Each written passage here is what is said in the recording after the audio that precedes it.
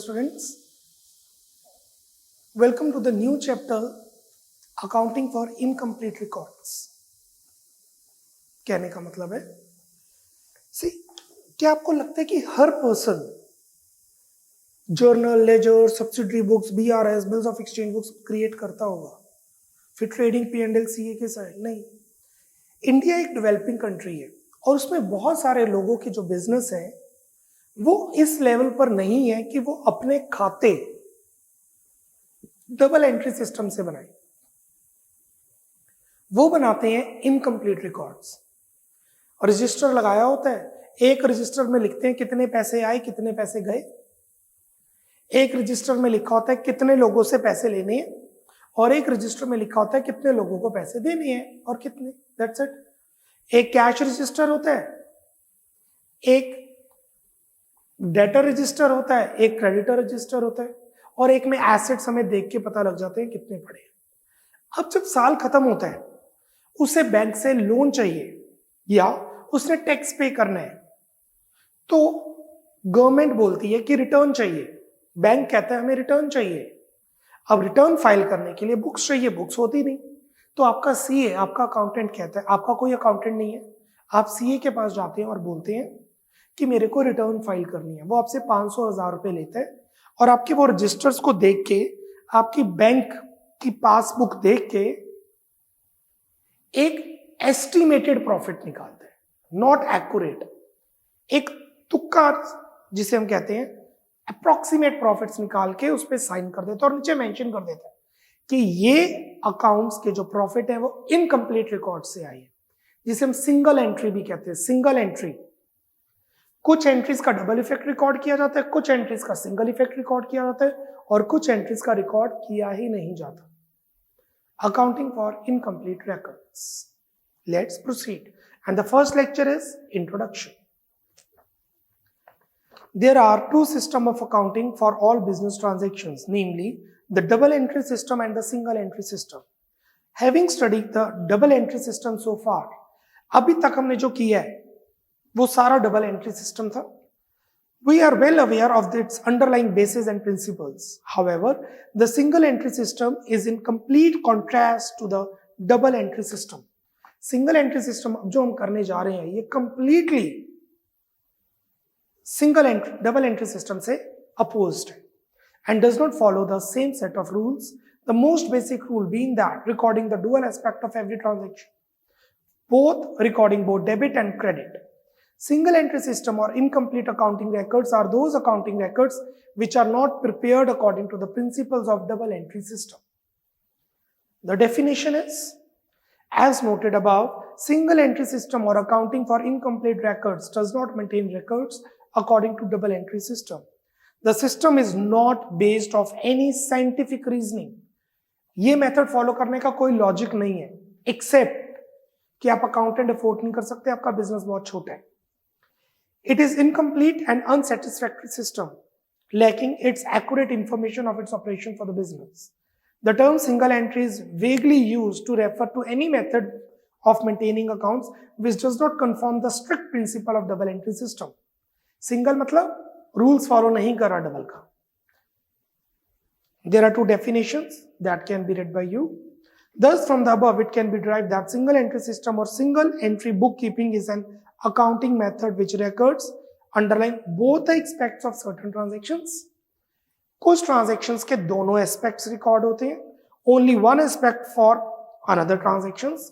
कुछ transactions का सिर्फ single effect record होता है and even ignores both the aspects of some transactions.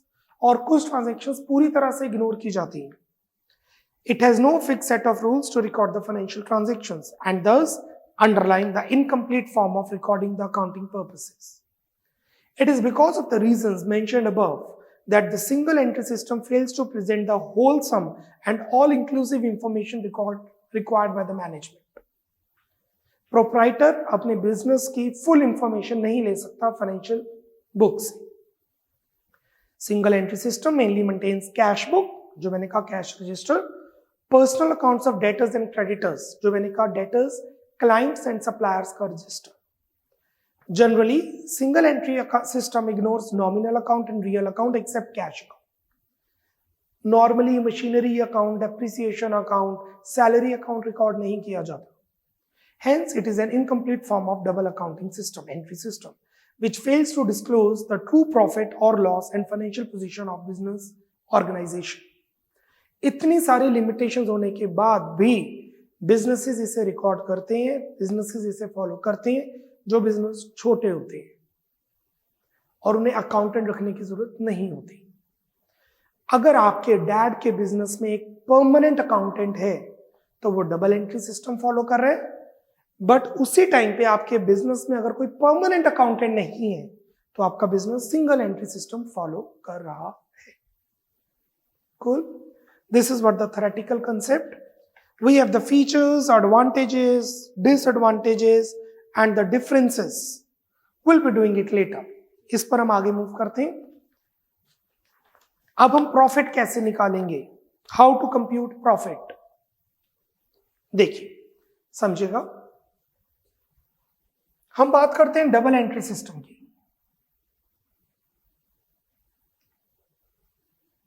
Topic का नाम लिखिए, अपनी कॉपी में टॉपिक का नाम लिखिए.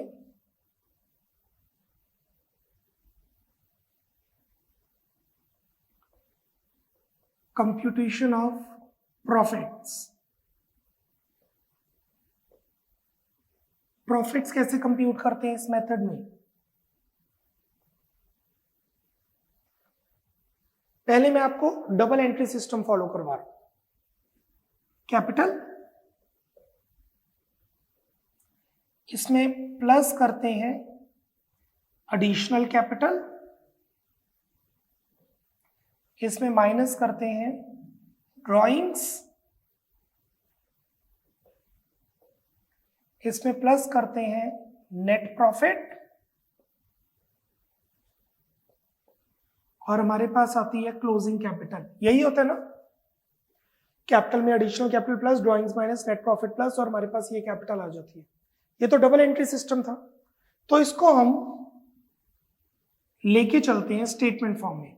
Opening capital plus additional capital minus drawings plus net profit. Net profit कहां से आता है, P&L अकाउंट से, और P&L अकाउंट हम बनाते नहीं. Is equal to closing capital. Profit निकालने तो प्रॉफिट रहेगा इधर, net profit is equal to closing capital plus drawings minus additional capital, इसे कहते हैं adjusted capital, minus opening capital. So how to find profit? The profit is computed closing capital plus drawings minus additional capital is equal to adjusted capital minus opening capital. Double entry system में net profit आता है P&L account से, जो कि बनता है trading के बाद. ट्रेडिंग अकाउंट से आता है ग्रॉस प्रॉफिट, P&L अकाउंट से आता है net profit. But single entry में नेट प्रॉफिट निकालते हैं किस मेथड से. So the profit will be computed like this. Closing capital, साल खत्म होने की capital, plus drawings, total drawings during the year जो हुई है पर्सनल यूज में, चाहे वो गुड्स हैं चाहे वो कैश है, minus additional capital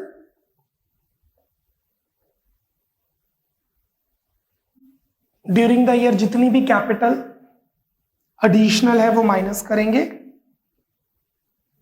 minus opening capital, साल शुरू होने की जो कैपिटल है, और ये हमारा आ जाएगा estimated profit. Profit earned during the year. And needless से अगर ये नेगेटिव आया तो प्रॉफिट होगा, आई रिपीट, नीडलेस से अगर ये नेगेटिव आया तो वो लॉस होगा, प्रॉफिट नहीं होगा. This is topic number 1, computation of profits. Complete कीजिए, इसके बाद हम इसके क्वेश्चन शुरू करेंगे. Will be starting the questions related to this topic. Speed up. 1 minute, not more than that.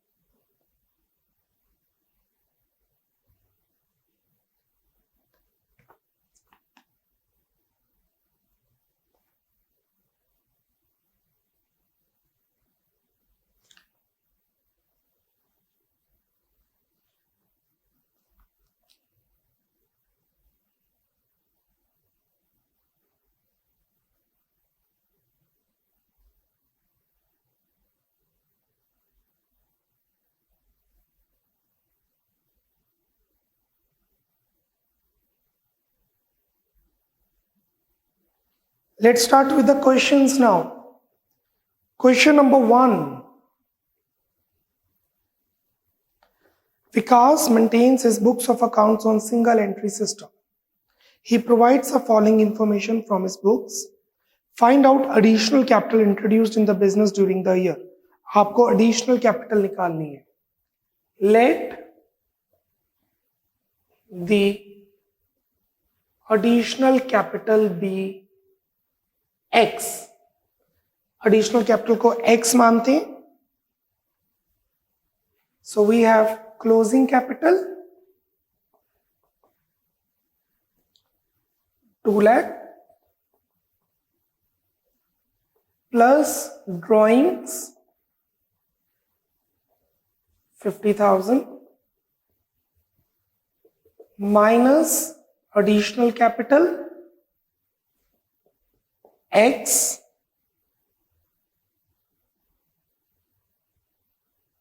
minus opening capital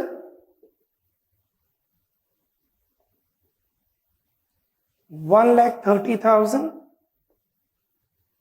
is equal to profit of the year. अगर loss होगा तो नेगेटिव में लिखेंगे. सॉल्व कीजिए. एडिशनल कैपिटल वैसे मिल जाएगी capital account से, but हम कैपिटल अकाउंट तो बनाते नहीं, इसलिए हमें during the year additional capital पता लग जाएगी कितनी है. 2 lakh plus 50,000 minus x minus 1,30,000 is 1 lakh.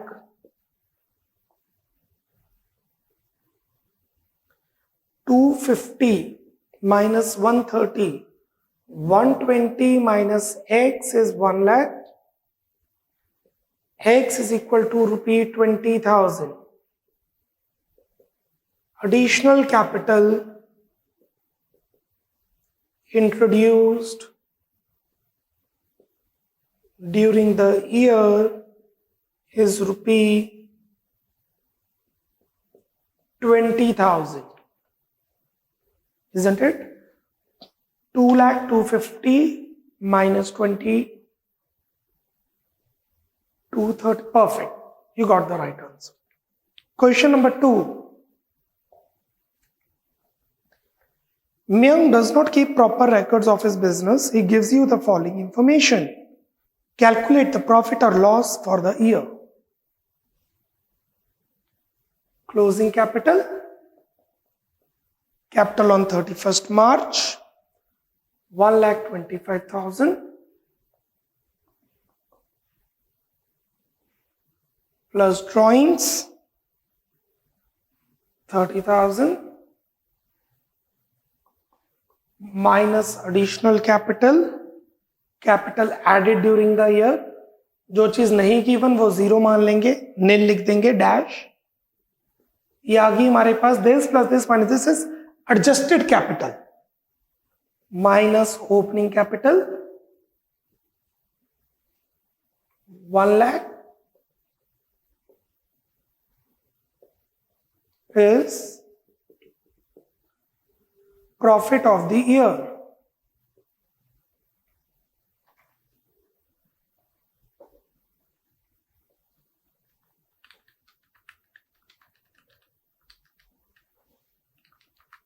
17,500. Profit आ रहा है, नेगेटिव होता तो लॉस,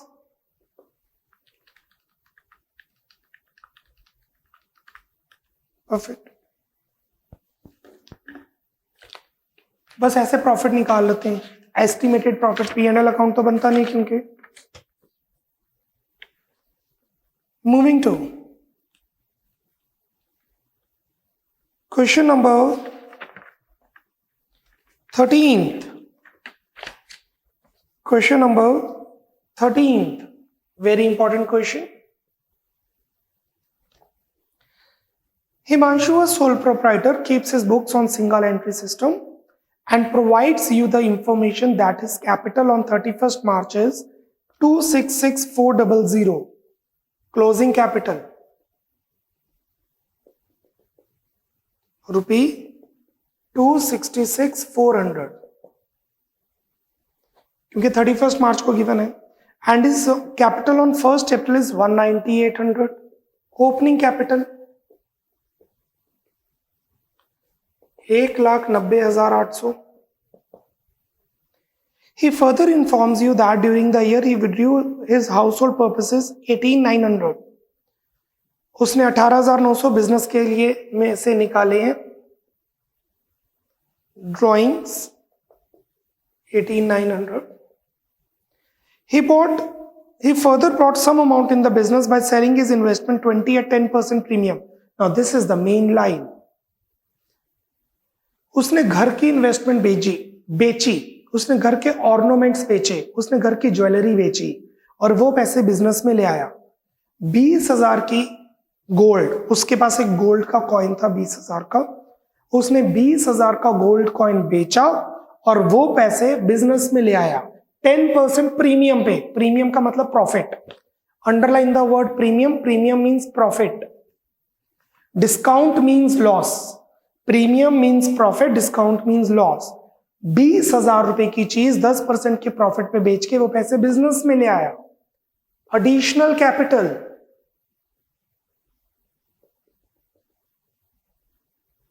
कितनी? 20,000 प्लस 10%. प्रीमियम है इसलिए plus,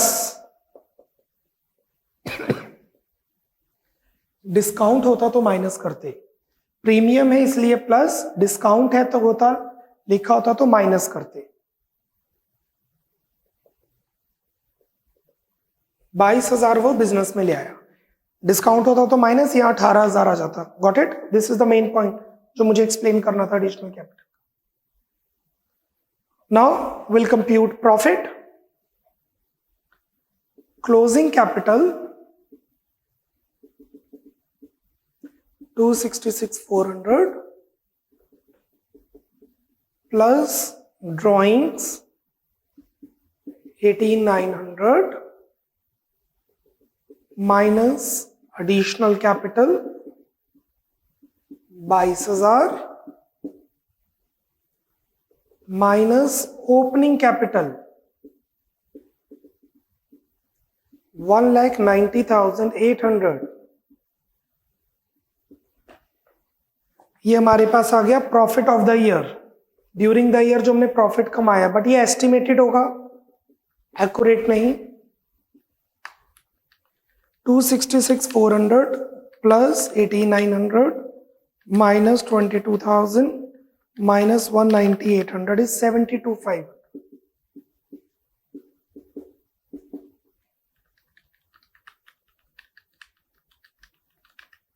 Perfect.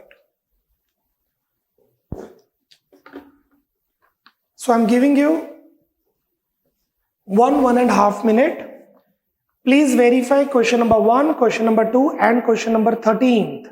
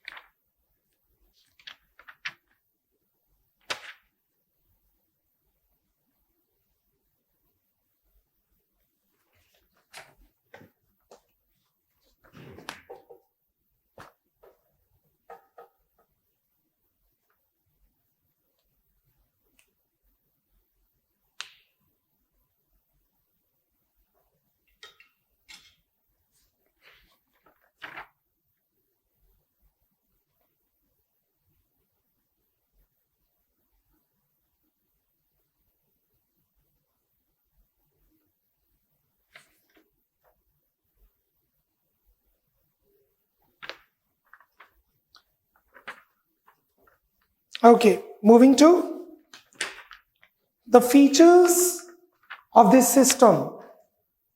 The features of this system. Number 1, no fixed rules.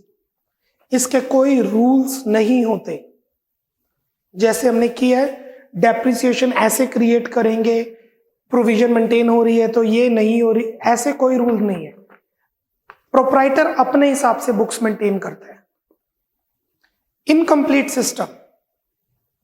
ये सिस्टम इनकम्प्लीट है बिकॉज कुछ ट्रांजैक्शंस बिल्कुल ही रिकॉर्ड नहीं होती और कुछ ट्रांजैक्शंस का आधा पोर्शन रिकॉर्ड होता है. मेंटेनेंस ऑफ कैश बुक जरूर मेंटेन की जाती है, बट स्पेसिफिकली वो सिंगल कॉलम ही रिकॉर्ड होती है. बैंक का कॉलम नहीं बनाया जाता, डिस्काउंट का कॉलम नहीं बनाया जाता. बैंक का कॉलम पासबुक से बनता है, डिस्काउंट हम रिकॉर्ड ही नहीं करते, रियल अकाउंट है, नॉमिनल अकाउंट्स है क्योंकि वो. पर्सनल अकाउंट सारे रिकॉर्ड नहीं होते, बट डेटर्स और क्रेडिटर्स रिकॉर्ड होते हैं. Dependence on original vouchers. Sporting vouchers नहीं बनाए जाते. डेबिट वाउचर, क्रेडिट वाउचर, जो इनवॉइसेस होती हैं उसी को संभाला जाता है. बैंक में पैसे जमा करवाए, पासबुक में शो हो जाएगा, रिकॉर्ड कर लेंगे. मशीनरी खरीदी, उसका बिल संभाला हुआ है तो रिकॉर्ड कर लेंगे.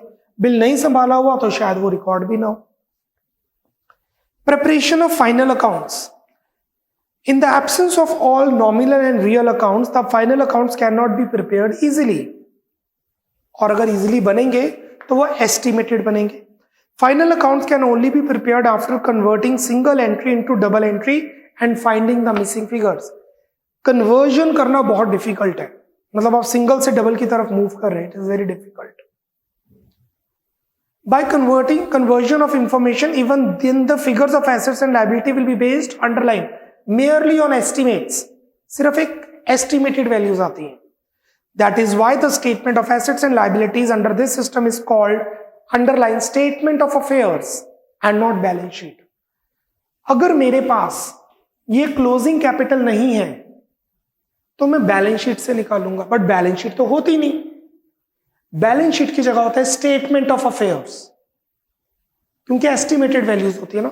अगर मेरे पास ओपनिंग कैपिटल गिवन है तो गुड, नहीं गिवन तो मैं देखूंगा कि अच्छा साल शुरू होने पर 1 लाख की मशीनरी थी, 2 लाख के एसेट्स थे, एसेट्स माइनस लायबिलिटीज करके मेरे पास कैपिटल आ जाएगी. इसलिए इसे बैलेंस शीट नहीं कहते, अ शीट दैट बैलेंसेस. वो टोटल तो मैच ही नहीं करता, कैपिटल निकालने के लिए हम बनाते हैं. Variation of applications. Her business अपने हिसाब से रिकॉर्डिंग करता है ट्रांजैक्शंस को, तभी तो वो सिंगल एंट्री है और that is not based on rules है. Suitability. This system is suitable for small size sole proprietors और partnership firms.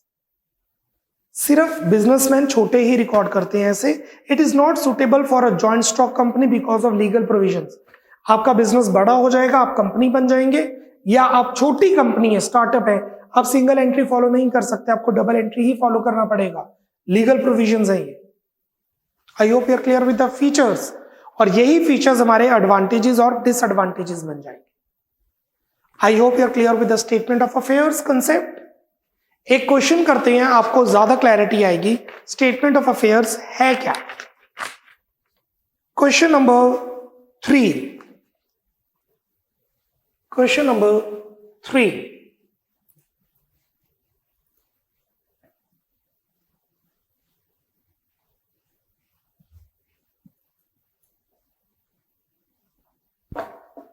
Manpreet started business with the initial capital of 80,000. ये हमारी होगी ओपनिंग कैपिटल, सीधी गिवन है 1 अप्रैल.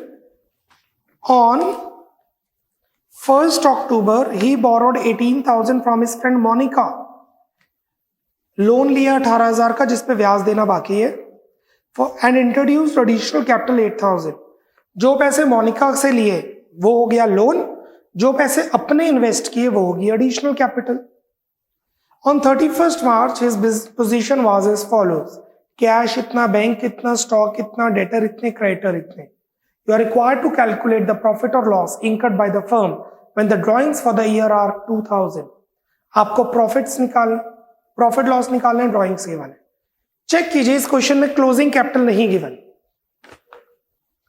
प्लीज चेक कीजिए इस क्वेश्चन में closing capital नहीं गिवन। क्योंकि क्लोजिंग कैपिटल नहीं गिवन तो हम बैलेंस शीट से निकालेंगे एसेट्स माइनस लायबिलिटीज, बट क्योंकि बैलेंस शीट नहीं बन सकती क्योंकि सिंगल एंट्री सिस्टम है, तो हम स्टेटमेंट ऑफ अफेयर्स बनाएंगे। Let's proceed. Question number 3, statement of P and L, computation of profit, computation of profit और loss, closing capital plus additional capital minus drawings minus opening capital, right? Manpreet started business with the initial capital of 80,000। साल शुरू होने पर capital थी 80,000, opening capital में आ गया 80,000। On 1st October 2016, he borrowed 18,000 from his friend Monica. This is loan. Interest not yet paid, outstanding interest, liability. She introduces additional capital 8,000. Additional capital 8,000. On 31st March 17, his position was as follows. The drawings are 2,000. Drawings 2,000. हमारे पास closing capital नहीं given, उसके लिए मैं बनाने जा रहा हूं statement of affairs. जो मैंने अभी आपको बताया स्टेटमेंट ऑफ अफेयर्स एक बैलेंस शीट का सब्स्टिट्यूट है। हैज ऑन 31st March 17,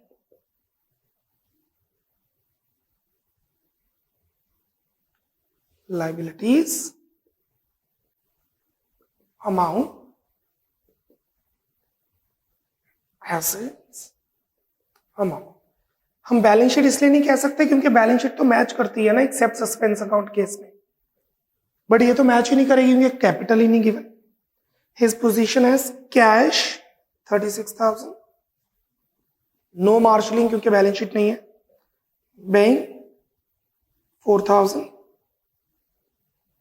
ये कैश रजिस्टर से पता लग गया, ये पासबुक से पता लग गया, स्टॉक ये वेयर हाउस में वेरिफिकेशन से पता लग गया,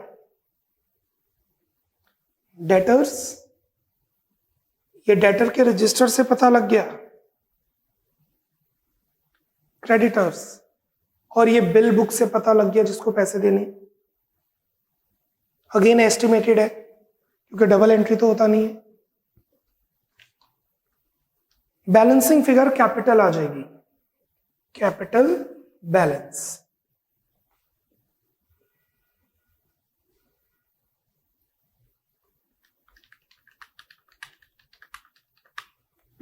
$90,000 इज टोटल, बट हमने मोनिका से लोन लिया था वो भी शो करेंगे।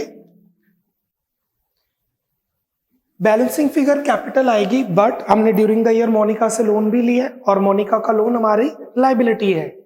10% एम्स लोन 18,000 का लोन लिया और जो लोन लिया उसके ऊपर इंटरेस्ट पेंडिंग है, outstanding interest on loan. Outstanding interest is liability. P and L तो बनता नहीं तो पी एंड एल में कैसे डालेंगे? कितना?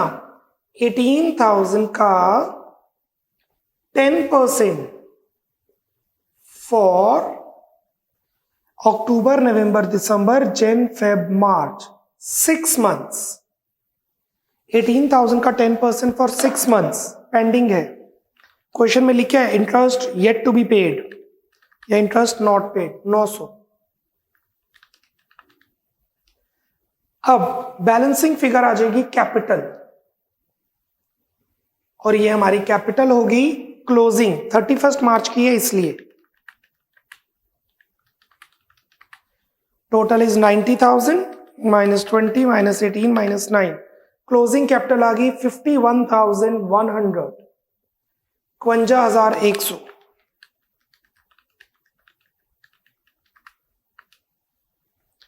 This we'll put it here 51,100 और ये हमारे पास आ गया profit of the year 51,100 plus 8,000 minus 2,000 minus 80,000. 51,100 plus 8,000 minus 2,000 minus 80,000 is 22,900 profit of the year. I hope you are clear with this. Let me verify once again. Manpreet started a business with the initial capital of 80,000 close opening capital. On 1st October, he borrowed 18,000 from his friend Monica. Liability. Interest is yet to be paid. 18,000 का 10% for 6 months. 900 outstanding interest liability and introduces additional capital 8,000. Additional capital plus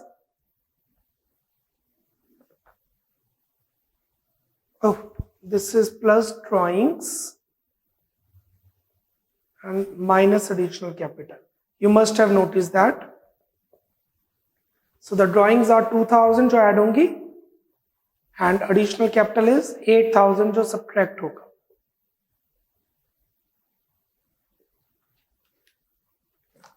His position, her position is cash, bank, stock, debtors, creditors, and the capital is balancing figure. So the right answer is 51,100 plus 2,000 minus 8,000 minus 80,000 is 34,900 profit of the year. Negative में आ रहा है तो ये loss है. नीचे आपका answer रहेगा Manpreet suffered loss during the year ₹34,900. Kindly complete question number 3. Question number 3 complete कीजिए.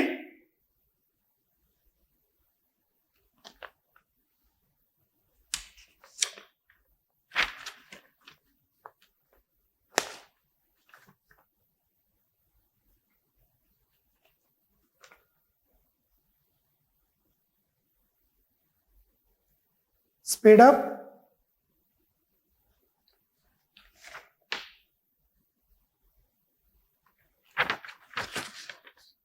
Okay, अब स्टेटमेंट ऑफ अफेयर्स हमारा क्लियर हो चुके.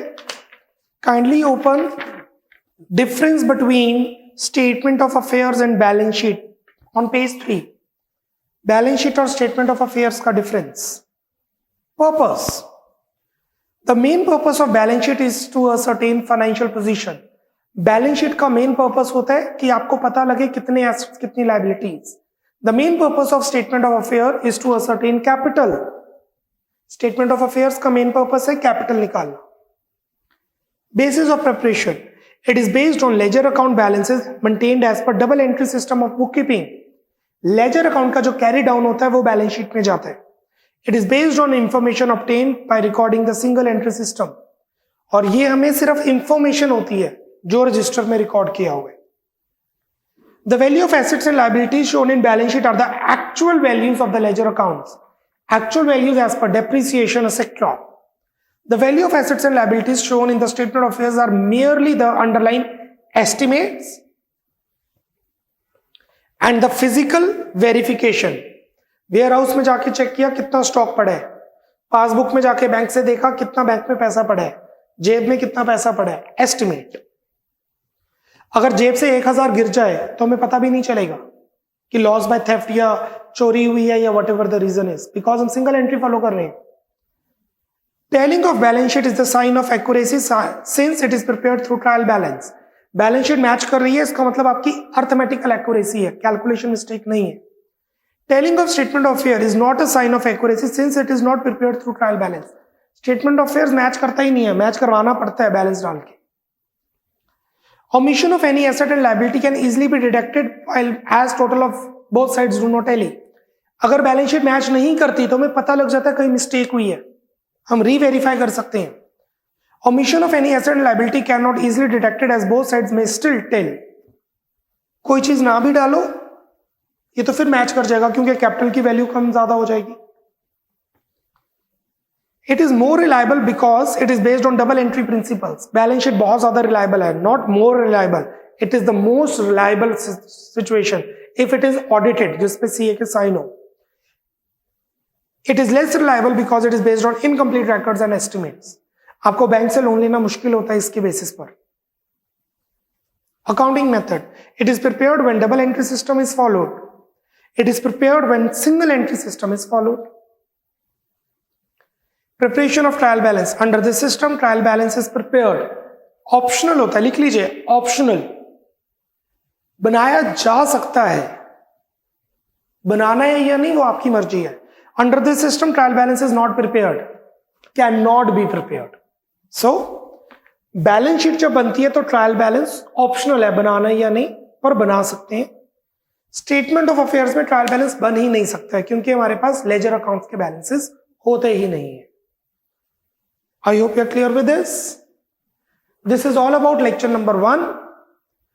अब हम स्टेटमेंट ऑफ अफेयर्स से प्रॉफिट निकालना सीखेंगे, पर अगर इसमें कुछ एडजस्टमेंट्स करनी हो लाइक बैड डेट्स और depreciation. Bye bye, take care, God bless.